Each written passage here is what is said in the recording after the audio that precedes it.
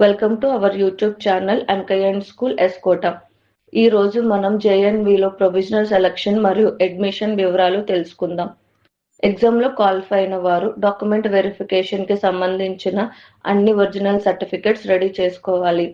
జేఎన్విలో admission confirm అయిన తరువాత మాత్రమే సెలెక్టెడ్ అభ్యర్థులు ప్రస్తుత స్కూల్లో టీసీకి అప్లై చేసుకోవాలి.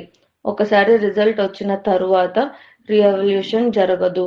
సెలెక్ట్ అయిన అభ్యర్థులు వారు నివసిస్తున్న స్థలం మరియు 5th క్లాస్ చదువుతున్న స్కూల్ మరియు టెస్ట్కి హాజరవుతున్న అదే జిల్లాలో ఉన్న జేఎన్విలో మాత్రమే ప్రవేశం ఇవ్వబడుతుంది.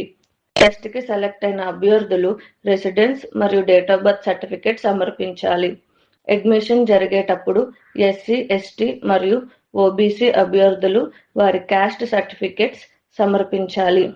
ఓబీసీ అభ్యర్థుల యొక్క ఓబీసీ సర్టిఫికేట్ తప్పనిసరిగా సెంట్రల్ గవర్నమెంట్ ఫార్మాట్ ప్రకారం ఉండేలా చూసుకోవాలి. గ్రామీణ కేటగిరీ క్రింద అడ్మిషన్ కోసం అప్లై చేసుకునే అభ్యర్థులు 3rd, 4th and 5th classes చదివిన స్కూల్స్ గ్రామీణ ప్రాంతంలో ఉన్నట్లుగా సంబంధిత అధికారితో సర్టిఫైడ్ సర్టిఫికేట్స్ను సమర్పించాలి.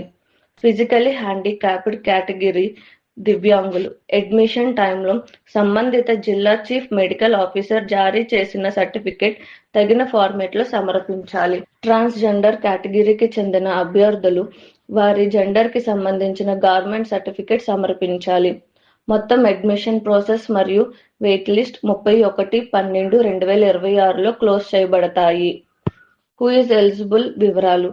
ఒక జిల్లాలో 5th క్లాస్ చదువుతున్న అభ్యర్థి అదే జిల్లాలో జేఎన్విలో ప్రవేశానికి మాత్రమే అప్లై చేసుకోవాలి.